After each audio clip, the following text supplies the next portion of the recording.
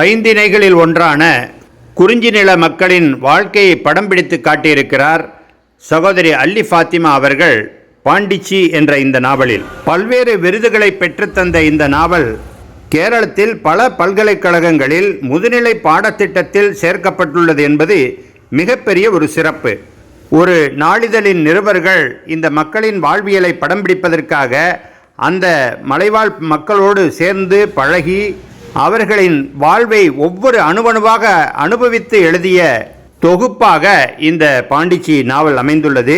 அந்த குழு இங்கேருந்து பெறப்பட்டு போகும்போதே நாமளும் அவங்களோடு சேர்ந்து பயணிப்பது போன்ற உணர்வு, அந்த காட்டு மக்களை, அந்த மலைவாழ் மக்களை நாம் நேரில் கண்டுகளிப்பதை போன்ற ஒரு உணர்வையும் தாக்கத்தையும் ஏற்படுத்தியிருக்கிறார் சகோதரி அல்லி ஃபாத்திமா அவர்கள். வாசிப்பில் ஆர்வம் இல்லாதவர்கள் கூட எடுத்தால் படித்து முடிக்காமல் வைக்க மாட்டீர்கள், தவறாமல் படியுங்கள்.